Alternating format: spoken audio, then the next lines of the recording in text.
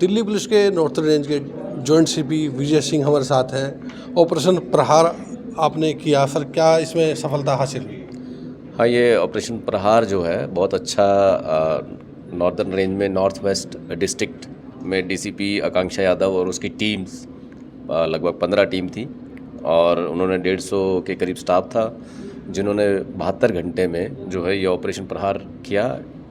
इसका जो basic objective था वो ये था कि जो स्ट्रीट क्राइम है, रॉबरी, स्नैचिंग, थेफ्ट, बर्गलरी, उस पर फोकस किया जाए और इस तरह के जो क्रिमिनल्स हैं जो ये वारदातों को अंजाम देते हैं उनको टारगेट किया जाए और उनको पकड़ा जाए। तो उसमें बड़ा डेयरिंग एफर्ट्स भी सामने आए स्टाफ की तरफ से, रेड हैंडेड भी पकड़े।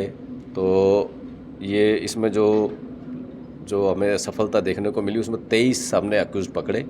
उसमें 23 में से जो मल्टीपल इन्वॉल्वमेंट्स और bad characters of not only north west but other districts also, उन लोगों को भी पकड़ा है जो पूरी दिल्ली वाइड क्राइम करते थे। और इसमें जो रिकवरी हुई उसमें 390 मोबाइल्स रिकवर हुए हैं जिनकी वैल्यू लगभग 1.5 CR है, 66 स्टोलन टू व्हीलर्स और car, 19 illegal fire arms, sophisticated weapon, country made pistol, ammunition ये रिकवर हुए, 21 चाकू रिकवर हुए, 62 लाख के लगभग जो है ज्वेलरी रिकवर हुई, गोल्ड और सिल्वर ज्वेलरी, जिसमें 12 लाख की ज्वेलरी एक मेजर फाइनेंशियल कंपनी है, गोल्ड लोन कंपनी, जिसमें सोना चांदी ये ज्वेलरी गिरवी रख के जो लोन लेते थे, वो भी बात सामने है। उसमें एक लेडी को भी अरेस्ट किया और 65,000 के करीब कैश रिकवर हुआ और जो है ये बड़ी भारी सफलता मिली। और इसमें एक बात जो सामने आई वो ये कि ये जो ऑर्गेनाइज्ड गैंग वाला एंगल है वो भी सामने आया कि किस तरह से मोबाइल चोरी करते थे या स्नैच करते थे और किसको बेचते थे, उस पर भी हमने काम किया। तो उसमें हमने 3 लोग receiver of stolen property category में जो है उनको भी अरेस्ट किया। Thank you.